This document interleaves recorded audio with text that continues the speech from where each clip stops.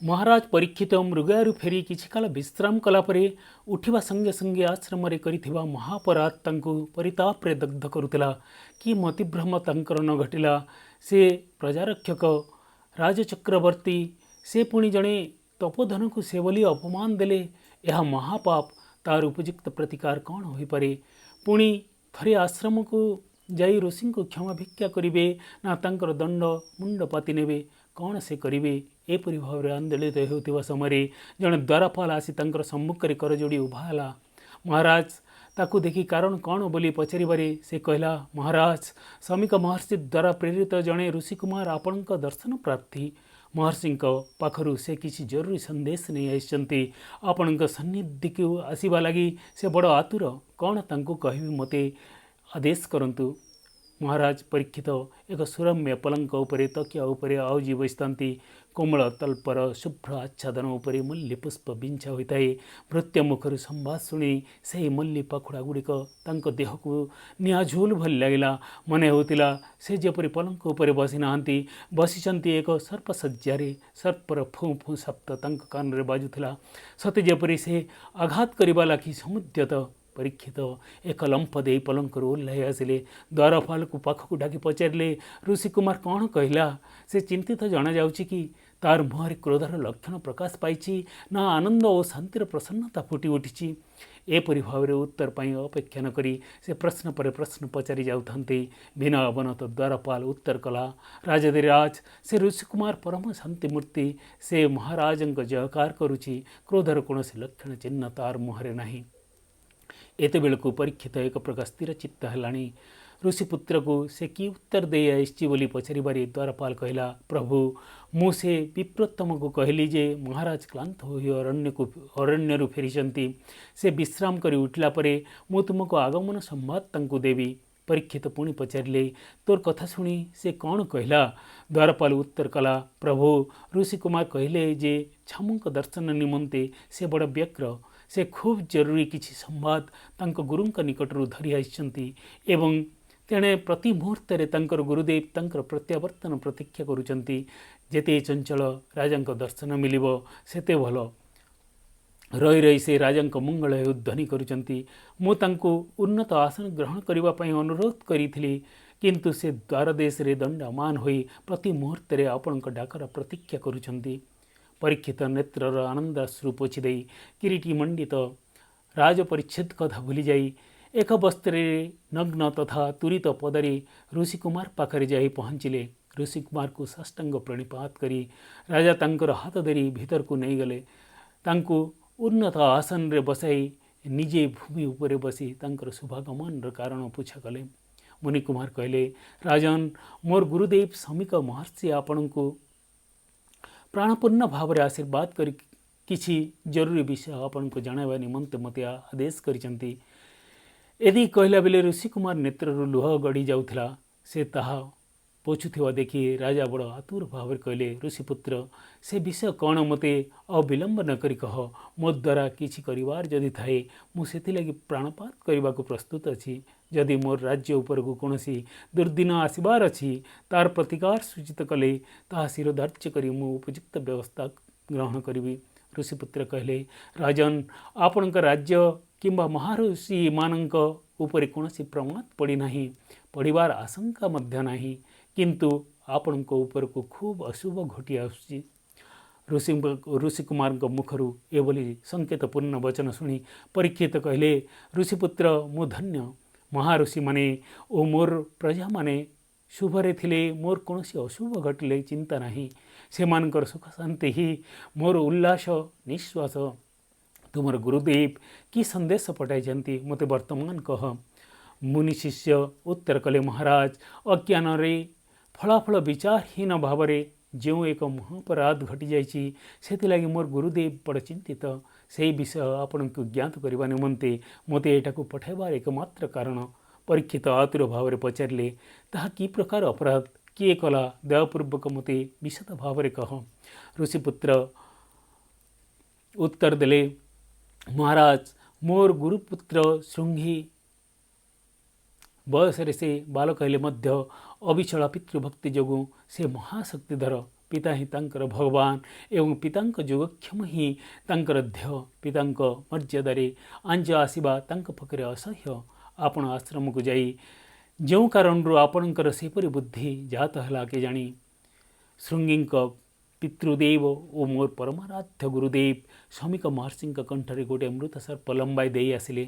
କେତେ ଜଣ ଋଷିକୁମାର ତାହା ଦେଖି ଦୌଡ଼ି ଯାଇ ଅନ୍ୟ କେତେ ଋଷିକୁମାରଙ୍କ ସଙ୍ଗେ କ୍ରୀଡ଼ାରତ ଶୃଙ୍ଗୀକୁ ଜଣାଇଥିଲେ। ପ୍ରଥମେ ଶୃଙ୍ଗୀ ବିଶ୍ୱାସ ନ କରି ପୂର୍ବ ଭଳି କ୍ରୀଡ଼ାମଗ୍ନ ରହିଲେ ମଧ୍ୟ ଖବର ଦେଇଥିବା ଋଷିକୁମାର ମାନେ ଛାଡ଼ି ନଥିଲେ। ବାରମ୍ବାର ସେ ବିଷୟ କହି ତାଙ୍କର ପିତା ତେଣେ ଅପମାନିତ ହୋଇଥିଲା ବେଳେ ସେ ନିର୍ଲଜ୍ଜ ଭାବରେ ଖେଳରେ ମାତିଛନ୍ତି ବୋଲି ସେମାନେ ଉପହାସ କରିଥିଲେ। ଶେଷରେ ଶୃଙ୍ଗୀ ଉତ୍ତେଜିତ ଭାବରେ ଦୌଡ଼ି ଯାଇ ପିତାଙ୍କ ଅବସ୍ଥା ଦେଖି ଋଷିକୁମାରଙ୍କ କଥାର ସତ୍ୟତା ହୃଦୟଙ୍ଗମ କଲେ। ଶୃଙ୍ଗୀ କୁଟୀର ବାହାରକୁ ଆସି ଆପଣ ଅଦୂରରେ ବନପଥ ଦେଇ ଚାଲି ଯାଉଥିବା ଦେଖିବାକୁ ପାଇଲେ। କ୍ରୁଦ୍ଧ ଶୃଙ୍ଗୀ ବିହିତ ବିଚାର ନ କରି ବାଲ୍ୟ ଚପଳତାବଶତଃ ଆପଣଙ୍କୁ ଶାପ ଦେଲି, ସେଥିଲାଗି ମୋର ଗୁରୁଦେବଙ୍କ ଦୁଃଖ ଅକଥନୀୟ ହୋଇ ଉଠିଛି। ଉତ୍କଣ୍ଠିତ ପରୀକ୍ଷିତ ପ୍ରଶ୍ନ କଲେ, ମୁନିକୁମାର ଶୃଙ୍ଗୀ ମୋତେ କ'ଣ ବୋଲି ଶାପ ଦେଇଛନ୍ତି? ଋଷିକୁମାର କହିଲେ, ମହାରାଜ କିପରି କହିବି ମୁଁ ବୁଝିପାରୁନାହିଁ, ମୋର ବାକ୍ୟ ସ୍ଫୂର୍ତ୍ତି ହେଉନାହିଁ। ଗୁରୁ ଆଜ୍ଞା ହେତୁ କହିବାକୁ ବାଧ୍ୟ ହେଉଛି। ମୋର ଗୁରୁକୁମାର ଆପଣ ପଲାଇ ଯାଉଥିବା ଲକ୍ଷ୍ୟ କରି ତତ୍କ୍ଷଣାତ୍ ଏକ ଗଣ୍ଡୁଷ ଗଙ୍ଗା ଜଳ ନିକ୍ଷେପ କରି କହିଲେ, ଆଜିଠାରୁ ସପ୍ତମ ଦିନରେ ତୋତେ ତକ୍ଷକ ଦଂଶନ କରିବ। ଏହି ଭୟଙ୍କର ଶାପ କହିଲା ବେଳେ କଥା ଶମିକ ଶିଷ୍ୟ ନେତ୍ରରୁ ଲୁହ ବହିଯାଉଥିଲା। ସସ୍ମିତ ବଦନ ପରୀକ୍ଷିତ କହିଲେ, ମୁନି ଶିଷ୍ୟ ତୁମେ ଭାବିତ ହୁଅ ନାହିଁ, ଏହା କ'ଣ ଶାପ? ତକ୍ଷକ ମୋତେ ଦଂଶନ କରିବ, ତାହା ମଧ୍ୟ ସପ୍ତମ ଦିନରେ? ଏହା ମହାବର ପ୍ରସାଦ ସିନା ଅଭିଶାପ ନୁହେଁ, ଏହା ମୋ ପ୍ରତି ଶୃଙ୍ଗୀଙ୍କ ଅନୁଗ୍ରହ। କାହିଁକି କହିଲେ, ନିରନ୍ତର ରାଜକର୍ମରେ ନିମଗ୍ନ ରହି ଜୀବନର ପରମ ଲକ୍ଷ୍ୟ ଦ୍ରବ୍ୟ କାର୍ଯ୍ୟରେ ମୁଁ ଅବହେଳା କରିଛି। ସେଥିହେତୁରୁ ସେ କରୁଣା ସାଗର ହରି ଋଷିକୁମାର ମୁଖରେ ଏପରି କୁହାଇଛନ୍ତି। ସେତିକି କେବଳ ନୁହେଁ, 7 ଦିନ ସମୟ ମଧ୍ୟ ଦେଇ ଅନୁଗ୍ରହ କରିଛନ୍ତି। ଏହି 7 ଦିନ ଗୋଟାଏ ମୁହୂର୍ତ୍ତ ସୁଦ୍ଧା ବୃଥା ନ କରି କେବଳ ଶ୍ରୀହରି ଚିନ୍ତନରେ ମୁଁ କାଳାତିପାତ କରିବା ପରମେଶ୍ୱରଙ୍କ ମଙ୍ଗଳ ଉଦ୍ଦେଶ୍ୟ ବୋଲି ଏଥିରୁ ବୁଝାଯାଉଛି। ମୁଁ ଧନ୍ୟ। ଏହି ମୁହୂର୍ତ୍ତରୁ ଶ୍ରୀହରିଙ୍କ ଚରଣାମ୍ବୁଜ ଆଶ୍ରୟ କରି ତାଙ୍କ ଚିନ୍ତନରେ ମୋର କାଳ ଓ କାୟ ଅର୍ପଣ କରୁଛି। ତୁମ ଗୁରୁଦେବ ଆଉ କ'ଣ କହିଛନ୍ତି ଦୟାପୂର୍ବକ କହି ମୋର କୌତୂହଳ ନିବୃତ୍ତ କର। ମନୁଶିଷ୍ୟ କହିଲେ, ମହାରାଜ ଆପଣ ଧର୍ମାତ୍ମା ଓ ହରିଭକ୍ତ। ଆପଣଙ୍କ ଭଳି ଜଣେ ପବିତ୍ର ଆତ୍ମାକୁ ତାଙ୍କର ପୁତ୍ର ଏପରି କଠୋର ଶାପ ଦେବା ମୋର ପୂଜ୍ୟ ଗୁରୁଦେବ ରାଜଦ୍ରୋହ ବୋଲି ଧରି ନେଇଛନ୍ତି। ସେ ଶାପ ଯେପରି ଆପଣଙ୍କ ପ୍ରତି ନ ଘଟେ ସେଥିଲାଗି ଉପାୟ ଖୋଜିବାକୁ ଯାଇ ସେ ଯୋଗ ଦୃଷ୍ଟିରେ ଆପଣଙ୍କ ଭୂତ ଓ ଭବିଷ୍ୟତ ଦେଖିଥିଲେ। ଭବିଷ୍ୟତରେ ଆପଣ ସର୍ପଦଂଶନର ଫଳରେ ଦେହ ତ୍ୟାଗ କଲେ ସୁଦ୍ଧା ଆପଣଙ୍କର ପରମ ପ୍ରାପ୍ତି ଘଟିବ ଏବଂ ତାହା ଜୀବନର ଚରମ ସାର୍ଥକତା ଜାଣି ସେ ଶାପ ଖଣ୍ଡନ କରି ସେଥିରେ ପ୍ରାପ୍ତିର ପଥରୋଧ କରିବା ପାପ ହେବ ବୋଲି ଶାପ ଖଣ୍ଡନ କରି ସେପରି ପ୍ରାପ୍ତିର ପଥରୋଧ କରିବା ପାପ ହେବ ବୋଲି ଆପଣ ଭଗବତ ସାନ୍ନିଧ୍ୟ ପ୍ରାପ୍ତ ହୁଅନ୍ତୁ, ଏ ଆଶୀର୍ବାଦ ଦେଇ ଏକଥା ଆପଣଙ୍କୁ ଜଣାଇବା ଲାଗି ସେ ମୋତେ ପଠାଇଛନ୍ତି। ମୋର କାମ ସରିଛି, ବିଦାୟ ଦେଲେ ମୁଁ ଯିବି। ମୁନିକୁମାରଙ୍କୁ ପରୀକ୍ଷିତ ନମସ୍କାର କରି କହିଲେ, ମୋର ପରମ ପବିତ୍ର ପ୍ରାପ୍ତିର ପଥ ଏପରି ଅନାୟାସରେ ଉନ୍ମୁକ୍ତ କରିଥିବାରୁ ମୋର ଆନ୍ତରିକ ଧନ୍ୟବାଦ କୁମାର ଶୃଙ୍ଗୀ ଓ ମୁନିବର ଶମିକଙ୍କୁ ଜଣାଇଦେବ। ଶମିକ ଶିଷ୍ୟ ଆଶ୍ରମକୁ ଫେରି ସମସ୍ତ କଥା ମୁନିବରଙ୍କୁ ଜଣାଇଥିଲେ। ଏଦିଗେ ମହାରାଜ ପରୀକ୍ଷିତ ପରମ ଉଲ୍ଲାସ ଘରେ ଅନ୍ତପୁର ବହିର୍ଦ୍ୱାରରେ ରହି ତାଙ୍କର ପୁତ୍ର ଜନ୍ମେଜୟକୁ ଆଣିବା ପାଇଁ ଖବର ଦେଲେ। ପିତା କାହିଁକି ଡାକୁଛନ୍ତି ବୋଲି ଜନ୍ମେଜୟ ଯେଉଁଠାରେ ଥିଲେ ସେଠାରୁ ସିଧାସଳଖ ଦୌଡ଼ି ଆସି ପରୀକ୍ଷିତଙ୍କ ପାଖରେ ପହଞ୍ଚିଲେ। ତଦୁପରି ପରୀକ୍ଷିତ ଜଣେ ବୃଦ୍ଧ ବ୍ରାହ୍ମଣଙ୍କୁ ଡକାଇ ତାଙ୍କର କକ୍ଷରେ ପଲଙ୍କ ଉପରେ ଥିବା କିରୀଟି ଆଣିବାକୁ କହିଲେ। ସେହି କ୍ଷଣରେ ସେ କିରୀଟି ଜନ୍ମେଜୟଙ୍କ ଶିରରେ ସ୍ଥାପନ କରି ତାଙ୍କର ସମସ୍ତ ଭାର ସେହି ବୃଦ୍ଧ ବ୍ରାହ୍ମଣଙ୍କ ହାତରେ ନ୍ୟସ୍ତ କଲେ। ତାପରେ ପିନ୍ଧିଥିବା ବସ୍ତ୍ର ମାତ୍ର ସମ୍ବଳ କରି ନଗ୍ନ ପଦରେ ସେ ଗଙ୍ଗା ନଦୀ ଅଭିମୁଖେ ପ୍ରସ୍ଥାନ କଲେ। ରାଜାଙ୍କ ଯାତ୍ରା ସମ୍ବାଦ କ୍ଷଣିକ ଭିତରେ ରାଜନଗର ଓ ହସ୍ତିନାପୁରରେ ସର୍ବତ୍ର ସଞ୍ଚାରିଗଲା। ଦଳ ଦଳ ହୋଇ ପ୍ରଜାମାନେ, ବ୍ରାହ୍ମଣମାନେ, ପୁର ସ୍ତ୍ରୀମାନେ, ଅନ୍ତପୁରର ରାଣୀ ଓ ଦାସୀମାନେ, ମନ୍ତ୍ରୀମାନେ ସମସ୍ତେ ପରୀକ୍ଷିତଙ୍କ ପଥରୋଧ କରି କାନ୍ଦି ପାଦ ତଳେ ପଡ଼ି କେତେ କାକୁତି ମିନତି କଲେ ମଧ୍ୟ ପରୀକ୍ଷିତ ସେଥିପ୍ରତି କର୍ଣ୍ଣପାତ କରିନଥିଲେ। ମୁଣ୍ଡ ଟେକି କାହା ମୁହଁକୁ ଚାହିଁ ନଥିଲେ। କିଏ କ'ଣ ପଚାରିଲେ ମଧ୍ୟ ଉତ୍ତର ଦେଇନଥିଲେ। ଏକ ଲକ୍ଷ୍ୟରେ ସେ ଭାଗୀରଥ ତୀର ଉଦ୍ଦେଶ୍ୟରେ ଚାଲିଥିଲେ। ତାଙ୍କର ପଛେ ପଛେ ଗଜ ତୁରଙ୍ଗ ଶିବିକା ସହିତ ଭୃତ୍ୟମାନେ ଚାଲିଥାନ୍ତି, କିନ୍ତୁ କୌଣସି ପ୍ରତି ସେ ଦୃଷ୍ଟିପାତ କରିନାହାନ୍ତି।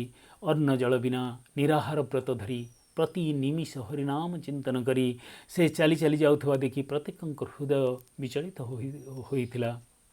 ଏପରି ତୀବ୍ର ବୈରାଗ୍ୟର କାରଣ କ'ଣ ଜାଣି ନ ପାରି ସମସ୍ତେ ଆଶ୍ଚର୍ଯ୍ୟାନ୍ୱିତ ହୋଇଥିଲେ। କେବଳ ନୁହେଁ, ନାନା କଥା ଭାବି ପରସ୍ପର ସଙ୍ଗେ ମୃଦୁ ସ୍ୱରରେ କୁହାକୁହି ହେଉଥିଲେ। ପରିଶେଷରେ ସବୁ ବିଷୟ ଜଣାପଡ଼ିଲା। କେତେଜଣ ଅନୁସନ୍ଧିତ୍ସୁ ବ୍ୟକ୍ତି ଋଷିକୁମାର ଆସି ମହାରାଜାଙ୍କୁ ଦେଖା କରିଥିବା ଏବଂ ରାଜାଙ୍କ ଆୟୁଷ ଆଉ ମାତ୍ର 7 ଦିନ ଅଛି ବୋଲି ଜାଣିପାରିଥିଲେ। ସେ ସମ୍ବାଦର ସମସ୍ତେ ମର୍ମାହତ ହୋଇପଡ଼ିଥିଲେ। ପ୍ରଜାମାନେ ମହାରାଜାଙ୍କ ନିକଟରେ ଶେଷ ମୁହୂର୍ତ୍ତ ଯାଏ ରହିବା ପାଇଁ 7 ଦିନର ରହଣି ନିମନ୍ତେ ବିହିତ ଆୟୋଜନ କରି ବହୁ ସଂଖ୍ୟାରେ ଭାଗୀରଥୀ ତୀରକୁ ଯାଇଥିଲେ ଏବଂ ରାଜାଙ୍କ କଲ୍ୟାଣ ନିମନ୍ତେ ନିରତ ପ୍ରାର୍ଥନାରତ ରହିଥିଲେ। ଇତିମଧ୍ୟରେ ଏହି ସମ୍ବାଦ ଅରଣ୍ୟାଞ୍ଚଳର ମଧ୍ୟ ବ୍ୟାପ୍ତ ହୋଇଥିଲା।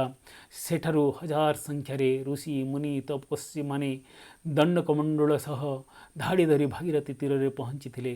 ଗଙ୍ଗା ତୀର ଲୋକାରଣ୍ୟ ହୋଇଯାଇଥିଲା। ମନେ ହେବ ସେଠାରେ ଯେପରି କୌଣସି ମେଳା ବସିଛି। ଯେଉଁ ଆଡ଼କୁ କାନ ଦେଲେ ହେଲେ ଓଙ୍କାର ନାମସ୍ମରଣ ବେଦୋଚ୍ଚାରଣରେ ଧ୍ୱନି ଆସୁଥିଲା। କେତେ ସାପଦାତା ଋଷିକୁମାରଙ୍କୁ ନିନ୍ଦା କରୁଥିଲେ।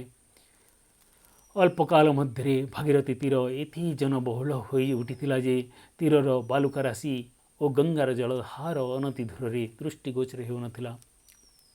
ପ୍ରେମାଶ୍ରୁରେ ଗଣ୍ଡ ଦେଶ ପ୍ଲାବିତ ଜଣେ ବର୍ଷିୟାନ ଋଷି ଦାର୍ଦ ଚିତ୍ତରେ ଓ ପ୍ରୀତିପୂର୍ଣ୍ଣ ହୃଦୟରେ ପରୀକ୍ଷିତଙ୍କ ନିକଟକୁ ଯାଇ କହିଲେ, ମହାରାଜ, କିଏ କେଉଁ ପ୍ରକାର କହିବା ଶୁଣି ଗୁଜବ ଉପରେ ନିର୍ଭର ନ କରି ପ୍ରକୃତ କଥା ଜାଣିବା ଉଦ୍ଦେଶ୍ୟରେ ଯାତ୍ରା ନିମନ୍ତେ ଆସକ୍ତି ଥିଲେ ମଧ୍ୟ ମୁଁ ଏଠାରେ ଆସି ପହଞ୍ଚୁଛି। ଆପଣଙ୍କର ଏହି ତୀବ୍ର ବୈରାଗ୍ୟର କାରଣ କ'ଣ? ଆପଣଙ୍କ ଭଳି ଧର୍ମାତ୍ମା ପୁରୁଷଙ୍କୁ ମୁନିକୁମାର ଶାପ ଦେବାର ଅନ୍ତରାର୍ଥ କ'ଣ? ଏ ରହସ୍ୟ ଆମକୁ ବୁଝାଇ ଆମର ସନ୍ତୋଷ ବିଧାନ କରନ୍ତୁ। ପ୍ରଜାମାନଙ୍କୁ ଦୁଃଖ ଦେଖି ହେଉନାହିଁ। ପିତୃ ପ୍ରତିମା ପ୍ରଭୁ ଆପଣ। ଏପରି ସର୍ବସଙ୍ଗ ପରିତ୍ୟାଗ ଭାବରେ ପ୍ରଜାଙ୍କ ଶୋକାକୋଳ ମିନତି ପ୍ରତି କର୍ଣ୍ଣପାତ ନ କରି ସେମାନଙ୍କୁ ଅନ୍ତତଃ 2 ପଦ ସାନ୍ତ୍ୱନା ବଚନ ନ କହି ମୌନବ୍ରତ ଧାରଣ କରି ଅନ୍ନ ଜଳ ତ୍ୟାଗ କରି ନଦୀ ତୀରରେ ଏପରି କଠୋର ତପ ଆଚରଣ କରିବା ଦେଖି ଅନ୍ତଃପୁର ସ୍ତ୍ରୀମାନେ ଓ ମନ୍ତ୍ରୀମାନେ ବାଲିରେ ପଡ଼ିବା ମାଛ ବୋଲି ଛଟଫଟ ହେଉଛନ୍ତି। ରାଜ୍ୟରେ ଏଭଳି ଲୋହକୋହର ଜଳ ତୋଫାନ ସୃଷ୍ଟିର ହେତୁ ଯେଉଁ ମୁନିକୁମାର, ସେ ସମଗ୍ର ମୁନିକୁଳ ନିମନ୍ତେ ଏକ କଳଙ୍କ। ବୃଦ୍ଧ ଋଷିଙ୍କ ପ୍ରେମପୂର୍ଣ୍ଣ ଶାନ୍ତ ମଧୁର ବଚନରେ ପରୀକ୍ଷିତ ନେତ୍ର ଉନ୍ମିଳିତ କଲେ। ଋଷିଙ୍କୁ ନମସ୍କାର କରି କହିଲେ, ମହାତ୍ମାନ, ଆପଣଙ୍କ ଭଳି ତ୍ରିକାଳଜ୍ଞ ମହର୍ଷିଙ୍କ ନିକଟରେ ମୋର ଗୋପନ କରିବାର କ'ଣ ଥାଇପାରେ? ମୁଁ ଲୁଚାଇବାକୁ ଚାହିଁଲେ ମଧ୍ୟ ଆପଣଙ୍କ ଦୃଷ୍ଟିରେ ତାହା ଲୁଚିପାରିବ ନାହିଁ। ମୃଗା ନିମନ୍ତେ ମୁଁ ଅରଣ୍ୟକୁ ଯାଇଥିଲି। ସେଠାରେ ଗୋଟିଏ ମୃଗଜୂଥ ମୋର ଦୃଷ୍ଟିରେ ପଡ଼ି ହଠାତ୍ ବିକ୍ଷିପ୍ତ ହୋଇଗଲେ। ମୋ ସଙ୍ଗେ ମୁଷ୍ଟିମ କେତେଜଣ ଯେ ଭୃତ୍ୟ ଥିଲେ ମୃଗମାନଙ୍କ ପଛରେ ଗୋଡ଼ାଇ ମୋଠାରୁ ବିଚ୍ଛିନ୍ନ ହୋଇଗଲେ। ମୁଁ ଗୋଟାଏ ମୃଗ ପଛରେ ଗୋଡ଼ାଇ ଯାଇଥିଲି। କେତେ ବାଟ ଯିବା ପରେ ମୃଗ ଯେ କେବଳ ମୋର ଦୃଷ୍ଟିର ଅନ୍ତରାଳ ହେଲା ନୁହେଁ, ମୁଁ ସେତେବେଳକୁ କ୍ଷୁଧାତୃଷାରେ ବଡ଼ ଆତୁର ହେଲିଣି। ଉପରେ ରୌଦ୍ର ତାପ, ଉଦରରେ କ୍ଷୁଧା ଜ୍ୱାଳା। କୌଣସି ମତେ ମୁଁ ଗୋଟିଏ ଆଶ୍ରମରେ ପହଞ୍ଚି ପାରିଥିଲି। ତାହା ଶମୀକ ମହର୍ଷିଙ୍କ ଆଶ୍ରମ ବୋଲି ସେଠାରେ ଜାଣିଲି। କୁଟୀର ଭିତରକୁ ଯାଇ କିଏ ହେଲେ ଦେଖା ଦେଲେ ମୋର କ୍ଷୁଧା ତୃଷା ଦୂର ହେବ ବୋଲି ଆଶା ଧରି ବାରମ୍ବାର ବହୁତ ସମୟ ପର୍ଯ୍ୟନ୍ତ ଉଚ୍ଚସ୍ୱରରେ ଡାକିଲି। ନା କିଏ ଉତ୍ତର ଦେଲା, ନା କାହାର ଦର୍ଶନ ମିଳିଲା। ଜଣେ ତପସ୍ୱୀ ଗୋଟାଏ କୋଣରେ ଧ୍ୟାନସ୍ଥ ଥିବା ଦେଖିବାକୁ ପାଇଲି। ଫେରି ଆସିଲା ବେଳକୁ ମୋର ପାଦରେ କୋମଳ କିଛି ଗୋଟାଏ ପଦାର୍ଥ ବାଜିଲା। ତାହା ରଜ୍ଜୁ ମନେକରି ଗୋଡ଼ରେ ଟେକି ଦେଖିଲି ଗୋଟାଏ ମୃତ ସର୍ପ। ଅନ୍ନଗତ ପ୍ରାଣର ଜ୍ୱାଳାରେ ଅସ୍ଥିର। ମୋର ବୋଧହୁଏ ହିତାହିତ ଜ୍ଞାନ ଲୋପ ପାଇଯାଇଥିଲା। ଭ୍ରଂଶ ବୁଦ୍ଧିବଶତଃ ସେହି ମୃତ ସର୍ପ ଧ୍ୟାନରତ ତେଜବନ୍ତ ତପସ୍ୱୀଙ୍କ ଗଳାରେ ଲମ୍ବାଇ ଦେଇ ରାଜଧାନୀକୁ ଫେରିବା ମାର୍ଗରେ ପାଦ ବଢ଼ାଇଲି। ସେହି ତପସ୍ୱୀଙ୍କ ପୁତ୍ର କୁଆଡ଼େ ତାହା ଦେଖି ପିତାଙ୍କ ଅବମାନନା ସହ୍ୟ କରିନପାରି ତାଙ୍କ ପିତାଙ୍କ ଗଳାର ସର୍ପ ଆଜିଠାରୁ 7ମ ଦିନରେ ତକ୍ଷକ ରୂପରେ ସେହି ଅପକର୍ମ କରିଥିବା ବ୍ୟକ୍ତିକୁ ଦଂଶନ କରି ତାର ପ୍ରାଣ ନେଉ ବୋଲି ଶାପ ଦେଲେ। ତଦୁପରି ଶାପବାର୍ତ୍ତା ସେହି ଆଶ୍ରମରୁ ପାଇଲା ପରେ मोर अपराध जे अक्षमणीय हृदयंगम कली मोर परी जड़े अधर्मचारी राजार ए राज्य स्थान नहीं बोली सर्वसंग परित्याग भाव अंतत यही 7टी दिन श्रीहरि चिंतन रे कालातिपात करने संकल्प करी एठाकु आईसी मोर दृढ़ विश्वास यह मोर परम सौभाग्य। नदी तीर रे समवेत हजार हजार प्रजा मुनि ऋषि अंतपुर राणी मंत्री समस्तंकर मन प्रकृत कथा जानी न पारी दलायित होउतिला। परीक्षित मुखर समस्त वृत्तांत श्रवण करी शापग्रस्त महाराजंकर अकल्याण किपरि निवारित हेब सेथिलागि समस्ते परमेश्वर को व्याकुल भाव प्रार्थना कले। राजंक मुखर वृत्तांत शुणी केतक मुनि विचलित हो पड़ते एपरी सामान्य अपराध लगी कौन ऋषिकुमार केबे कौन एभली निर्मम शाप दे पारे से निश्चय कौन ऋषिकुमार बेशधारी प्रथारक अज्ञान ओ उन्मत्त तार साप राजांक उपरे खटिब कहीं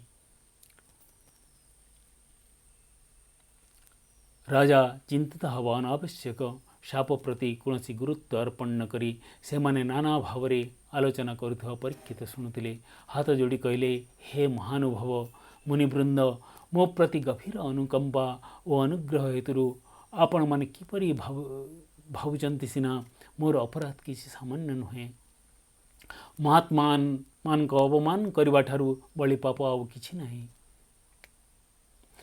अधिकंतु मु राजा मु जेबे एपरी महापातक करी बसिली ताहा कस्मिन काले क्षमणीय नुहे सत्य कहले से मुनि देवा शाप नुहे मो पक्षरे ताहा महान एक वरदान किपरि कहले ए राज्य रूपक पाप पंकर पड़ी भोग केवल जीवन लक्ष्य बोली भ्रांत होई भगवान को भूली मु पशु जीवन यापन करुली मोर सेपरी अवस्थारे स्वयं भगवान से ऋषिकुमार रूप निमित्त मात्र करी मते अनुग्रह करने लगी ये मार्ग प्रदर्शन कले यह मोर जन्मांतर पुण्य फल सिना पाप फल नुहे। परीक्षित नेत्र आनंदाश्रु झरुला प्रेमाप्लुत प्राणर शांत वचन रे समवेत तपस्वी और प्रजाकूल पुलकित होइथिले एवं राजा जे तांकर हृदय भाषा कहते से माने उपलब्धि करि पारिथिले। परीक्षितंकर ए स्थिर संकल्प देखि जड़े वर्षान ऋषि दंडमान होई समवेत समस्तंक पक्षरु कहले राजेश्वर तुमर वचन मुनिमान हृदय पाई सूर्य किरण स्वरूप ए प्रकार भाषा तुम हृदय ही संभवी पारे कारण तुम देहरे पांडव रक्त प्रवाहित पांडव मान निरुद्ध चित्तवृत्ति रे भूल रे शुद्ध अधर्म प्रवेश करिवार अवकाश नथिला से माने निरंतर श्रीहरि श्रीचरण आश्रय करी तांकर आज्ञा केवल पालन करुथिले। परिशेष रे से श्रीहरि श्रीकृष्ण स्वधाम प्रत्यावर्तन करिवा संवाद पाइबा मात्रे पांडव माने तीव्र वैराग्य भरे राज्य त्याग करी उत्तरखंड को प्रस्थान करथिले। सेपरी उत्तराधिकारी संतति होइतिबा हेतुरु तुमे मध्य सेपरी पवित्र मार्ग अनुसरण करुछ। वयोवृद्ध ऋषि परीक्षित पवित्र वंश परंपरार भय से प्रशंसा करी राज संकल्प सिद्ध हो बोली आशीर्वाद करी आसन ग्रहण करते। जोड़ हस्ते परीक्षित कहले मोर मनरे एक सन्देह रही ताहा मोचन करी मते कृतार्थ करंतु। ताहा कौन बोली जड़े मुनि पचारिबारे परीक्षित कहले मृत्यु आसन्न व्यक्तिर करणीय कौन मते दया करी कहंतु। जड़े मुनि उठी कहले हाथरे जदि आवश्यक समय थाए जाग यज्ञ तप ध्यान व्रत तीर्थाटन दान और पूजा अर्चनादि कर्म करवा विहित। आउ जड़े ज्ञानादेवतु कैवल्यम बोली सूचाई आउ जड़े कर्म नहीं थिव ही संसिद्धि बोली कही आउ केते जन भक्तिर्वशः पुरुषः उच्चारण करथिले। नाना मुनिना मत भिन्न भिन्न रीति से माने कहूथिला बेले परीक्षित संतुष्ट हो पारि नथिले। सुतरां से तत्संदेश प्रतीक्षा करुथिले तांकर से भाव लक्ष्य करी मुनि माने आउ किछि कहबा उद्यम करनथिले। सेपरि समय महातेजमय कलेवर जड़े तरुण दिगंबर सन्यासी निजे देहर दिव्य कांति समस्तंकर नेत्र झलसाई त्वरित पदे मुनि परिमंडल मध्य पथ करी परीक्षित पार्श्वस्थ एक उच्च आसन रे जाई उपवेशन कले। ताहा देखि मुनि माने विस्मित होइतिले। से सन्यासी किए होई पारे बोली केतकंक मन रे संदेह जात होइतिला।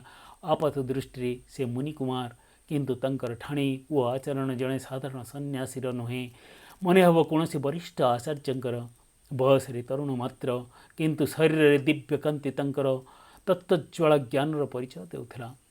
ପରିମଣ୍ଡଳ ମଧ୍ୟସ୍ଥ ଜଣେ ସର୍ବଜ୍ଞ ବୃଦ୍ଧ ମୁନି ତରୁଣ ସନ୍ନ୍ୟାସୀଙ୍କୁ ଚିହ୍ନି ପାରି ସମସ୍ତଙ୍କୁ ତାଙ୍କର ପରିଚୟ ଦେବାକୁ ଯାଇ କରଯୋଡ଼ି କହିଲେ, ଆଜି ଆମେ ସମସ୍ତେ ଧନ୍ୟ। ସମାଗତ ଏହି ଦିବ୍ୟକାନ୍ତି ତରୁଣ ଭଗବାନ ବ୍ୟାସଦେବଙ୍କ ପୁତ୍ରରତ୍ନ ଶ୍ରୀ ଶୁକ। ଆଜନ୍ମରୁ ସେ ସର୍ବସଙ୍ଗ ପରିତ୍ୟାଗୀ ମହାଜ୍ଞାନୀ। ଏକଥା ଶୁଣିବା ମାତ୍ରେ ସ୍ପତସ୍ପର୍ଶ ଭାବରେ ପରୀକ୍ଷିତଙ୍କର ଆନନ୍ଦାଶ୍ରୁ ଝରି ଯାଇଥିଲା। ତାଙ୍କର ଶରୀର ଅପ୍ରତ୍ୟାଶିତ ଭାବରେ ଲଘୁ ହୋଇଯାଇଥିଲା।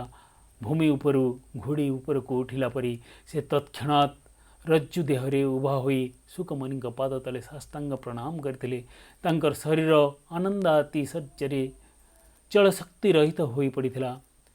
ଆସନ ପରି ଉପବିଷ୍ଟ ସେହି ତେଜୋଦୀପ୍ତ ତରୁଣ ସନ୍ନ୍ୟାସୀ ତାଙ୍କୁ ସାକ୍ଷାତ ଶ୍ରୀକୃଷ୍ଣଙ୍କ ଭଳି ଜଣାଯାଉଥିଲା। ତାଙ୍କର ଦିବ୍ୟ ତେଜରେ ପରୀକ୍ଷିତଙ୍କ ନେତ୍ର ଝିଲିମିଲି ହେଉଥିଲା। ଅଲୌକିକ ରୂପ ସମ୍ଭାରରେ ସେ ପ୍ରତୀତ ହେଉଥିଲେ ମନ୍ମଥଙ୍କ ପରି। ତାଙ୍କର ଉଜ୍ଜ୍ୱଳ କୃଷ୍ଣ କେଶ ଦାମର କିୟଦଂଶ ଶୁଭ୍ର କପାଳ ଉପରେ କୁଣ୍ଡଳୀ କରିଥିଲା। ବାୟୁସ୍ପର୍ଶରେ ସେ କେଶାଗ୍ର ବିମୋହିତ ସର୍ପର ଫଣା ଭଳି ମୃଦୁ ଭାବରେ ଆନ୍ଦୋଳିତ ହେଉଥିଲା। ମେଘମଣ୍ଡିତ ନକ୍ଷତ୍ର ଭଳି ତାଙ୍କର ନେତ୍ର ଯୁଗଳରୁ ଶୀତଳ ଜ୍ୟୋତି ନିର୍ଗତ ହେଉଥିଲା। ଓଷ୍ଠାଧାରରେ ମନ୍ଦ ହାସ ଲାଗି ରହିଥିଲା। ଧୀରେ ଧୀରେ ପରୀକ୍ଷିତ ଉଠି ବସିଲେ। ଯୋଡ଼ ହସ୍ତରେ ଉଭା ହୋଇ ଗଦ୍ଗଦ୍ କଣ୍ଠରେ କହିଲେ, ପ୍ରଭୁ, ଆପଣଙ୍କ କୃପାର ମହତ୍ତ୍ୱ ବର୍ଣ୍ଣନା କରିବା ମୋର ସାଧ୍ୟାତୀତ। ଆପଣଙ୍କର ପ୍ରତ୍ୟେକ କର୍ମ ଲୋକ କଲ୍ୟାଣ ଉଦ୍ଦେଶ୍ୟରେ ଉଦ୍ଦିଷ୍ଟ। କେତେ ସାଧ୍ୟ ସାଧନାର ଅତୀତ। ଆପଣଙ୍କର ଦର୍ଶନ ଆଜି ଅନାୟାସରେ ମୋତେ ପ୍ରାପ୍ତ ହେବା ମୋର ପରମ ସୌଭାଗ୍ୟ। ହୁଏତ ଏହା ମୋର ପିତୃପିତାମହଙ୍କ ପୁଣ୍ୟକର୍ମର ଫଳ। ସେଭଳି ଅଲଭ୍ୟ ପ୍ରାପ୍ତିରେ ଉଲ୍ଲସିତ ଆନନ୍ଦାଶ୍ରୁ ବିଧୌତ ପରୀକ୍ଷିତଙ୍କୁ ଦେଖି ମନ୍ଦହାସ ସୁନ୍ଦର ଶୁକ ରାଜାଙ୍କୁ ବସିବାକୁ ନିର୍ଦ୍ଦେଶ କରି କହିଲେ, ରାଜନ୍, ତୁମେ ଧର୍ମାତ୍ମା, ସାଧୁଜନ ସେବକ ଓ ସଂରକ୍ଷକ। ତୁମ ପୁଣ୍ୟଫଳ ଯୋଗୁଁ କେବଳ ଏତେ ମୁନି ଋଷି ଆଜି ଏଠାରେ ଉପସ୍ଥିତ ହୋଇଛନ୍ତି। ତା ନହେଲେ ବର୍ଷିଷ୍ଠ ତପନିଷ୍ଠ ଜ୍ଞାନ ବରିଷ୍ଠ ନିରନ୍ତର ଲୋକ କଲ୍ୟାଣ ବ୍ରତୀ ଏହି ମୁନି ଋଷିମାନେ ସେମାନଙ୍କର ତପଶ୍ଚାରଣ ଛାଡ଼ି ରାଜ ସମୀପକୁ ଆସି ରାଜାର ପବିତ୍ର ପ୍ରାପ୍ତି ଘଟୁ ବୋଲି ପରମେଶ୍ୱରଙ୍କୁ ପ୍ରାର୍ଥନା କରିବା କିଛି ସାଧାରଣ କଥା ନୁହେଁ। ଜନ୍ମାନ୍ତର ପୁଣ୍ୟ ଫଳ ବିନା ଏଭଳି ପ୍ରୟାସ ଘଟିନଥାଏ।